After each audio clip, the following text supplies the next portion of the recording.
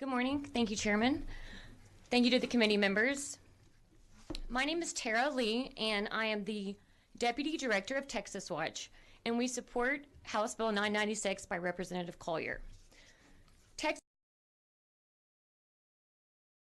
Watch is a nonpartisan citizen advocacy group that has worked on a range of consumer, public safety, and civil justice issues for over 20 years.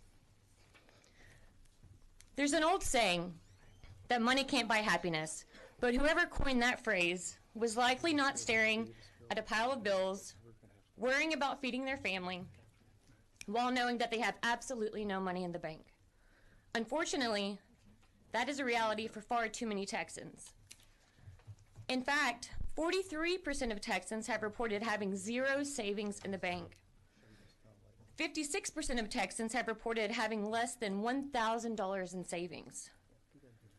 For these Texas families who struggle financially, who live paycheck to paycheck, the stressors of paying bills is a weight that they carry with them every day. In navigating these financial burdens, the last thing Texans need as they struggle to pay their bills is predatory, deceptive collectors harassing them for debts that do not exist or that they do not owe. Not only do Texans not have enough savings in the bank, Texas has the second highest share of residents in debt in the United States. A staggering 44% of Texans have debt in collections.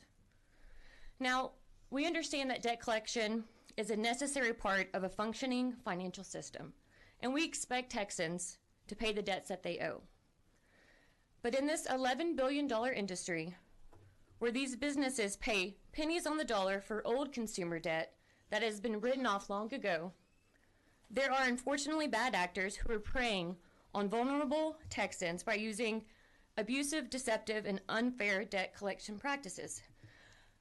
I've heard stories from many Texas consumers who say that they get calls from what they often call ghosts because they're trying to collect on a debt that they know that they do not owe.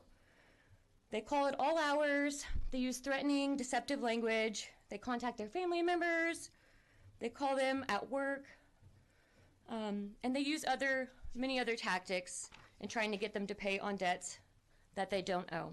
According to the Consumer Financial Protection Bureau, the most common complaint received regarding debt collection is about attempts to collect a debt that the consumer reports is not owed. These zombie debt collectors are not only using predatory abusive tactics, but they are also targeting our most vulnerable citizens, our service members and vets, and the elderly. And I've included some statistics in the packet that was handed out. In regards to vets, 1 out of 4 complaints filed with the CFPB by service members and our vets is regarding debt collection. Studies show that financial instability and debt cause extreme amount of stress for our war heroes. A 2013 study found that financial stress was the second leading cause of suicide among Army Reserve service members. Our elderly are also being targeted. Consumers are carrying debt into their later years now more than ever. The Federal Reserve found that 1 out of every 2 families headed by someone 75 years or older was in debt. That is twice the reported rate from 1989. The National Council on Aging found that the elderly often skip meals or miss medical appointments or forego other crucial bills like rent and auto repairs in order to pay off collections. When Texas consumers are treated fairly, debt collectors are able to compete on a level playing field. Those debt collectors who adhere to fair collection practices won't find themselves at a disadvantage. Texans are hardworking people, but Texans also understand that their neighbors or family members might fall behind at times. As Texans navigate their financial obligations, the last thing that we need is deceptive collectors. We need more transparency. And our residents deserve better.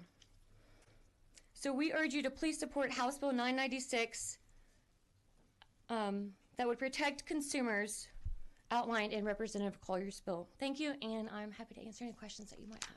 Thank you, Ms. Lee. One question I'll ask you, you mentioned Sure. they're trying to collect debts people don't owe. Uh-huh. Is that because of the statute of limitations issue? It's not someone's calling me about someone else's debt. It's a debt I did once owe, correct? There's various reasons. Some of them is because the statute is passed. Right. And I have those numbers, and I think it's outlined in the Because the handout. only way we'd have a zombie debt is if I did once owe it. I'm sorry? The only way we have the zombie debt issue is if I once owed the debt. Yes, a lot of the complaints that were reported to the CFPB were noted that they said that they, and I have those figures, and I can follow back up with you with those exact numbers. Let's do that in the follow-up. Okay. Thank you. Members, questions for Ms. Lee? We certainly appreciate you being here Thank you today. so much. Thank you.